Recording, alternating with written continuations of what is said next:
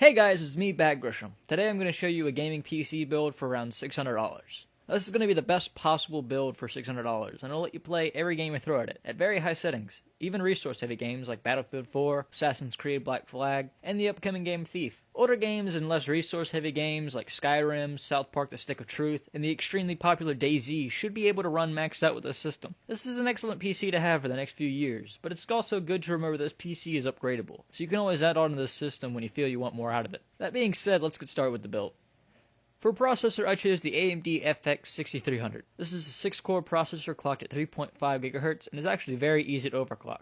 Because it's a hexa-core processor, it's recommended for newer games like Battlefield 4 that take use of the 6-core design. More games in the future will be moving up to 6 cores, so this is an excellent processor to get started with. The 6 cores are also useful if you plan on doing any video editing, as the extra cores can really boost performance in that area. The FX 6300 will run you about $110.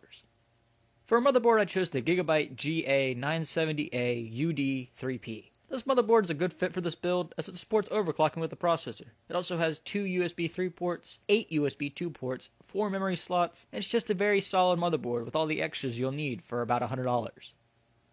For the graphics card, I chose the 2GB MSI Radeon R9 270X. After the graphics card mining fiasco, the prices of these cards are finally going back down again. And because of that, this is a great card to have for this build. Due to it being an R9, this card now supports Mantle, which will bump up your quality and speed of Mantle-supported games like Battlefield 4. Speaking of Battlefield 4, as an added bonus, you also get a copy of the game for free. This single graphics card can also run any game you throw at it at very high settings, and it should last quite some time before an upgrade is needed. The 2GB MSI Radeon R9 270X run you about $240. Memory isn't that hard of a component to go with, so I went 2 4GB sticks of G.Skill Ripjaws X-Series DDR3 RAM. It's rated at 1600 MHz, which is plenty for your games and some multitasking. But unfortunately, the price of RAM is going back up again, which is never a good thing, so you have to spend around $80 for 8GB.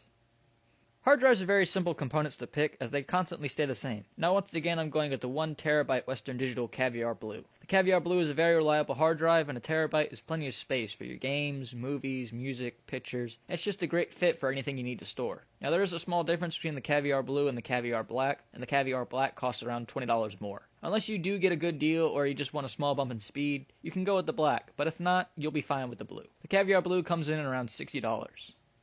Up next is the power supply, which is the most important part of any build, mainly because you need power to run your system. Once again, always remember to never be cheap with a power supply, because it runs everything. You definitely don't want your PC to catch on fire, so make sure you pick a good quality supply over a great sale price. My recommendation is the Corsair Builder 500 watt power supply. 500 watts is plenty for the system, and it can also be used if you plan on upgrading your build. It's also 80 plus bronze certified, which means it's a high quality power supply, and it can actually help you lower your power bill. You can get this for around $50.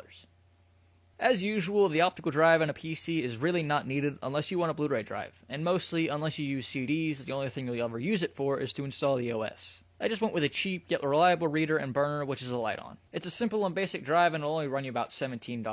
You can always upgrade to a Blu-ray drive if you want to put in the extra $40, so I'll leave a link in the description if you do want to go that route. Finally is the case. Now once again, this is where your own personal opinion or your general cheapness comes in. Cases can be all the way up to the hundreds, so to keep this build moderately cheaper, but still have a good number of extras, I went with a Roswell Challenger. This is a great quality case that has a simple style, and it holds everything together really well. It even comes with 3 fans, which will keep your PC cool, but it won't have any problems with noise. Once again, it's your build, so do whatever you want in terms of a case, but if you just want a cheap, reliable one, you can get this for $50. Well, that's about it, guys. This is my guide for a quality $600 PC that should last quite some time before it ever gets outdated. Now, the prices of any components can change often, so I'll be leaving a link in the description to PCPartPicker.com. It's a website where you can plan out your PC build online, and you can also see the lowest prices for the components that you need. That's all for this video, guys, so if you like this video and you want to see some more of them, click on the like button. I'll have 3 other builds available for this month, one for a $400, $800, and $1,000 PC. Click on the links in the video when they're available if you want to see one of them. If you enjoy my videos, you can click here to subscribe to my channel. It really does help me out, and it shows me you want to see some more of my builds. I hope to see you guys in my next video.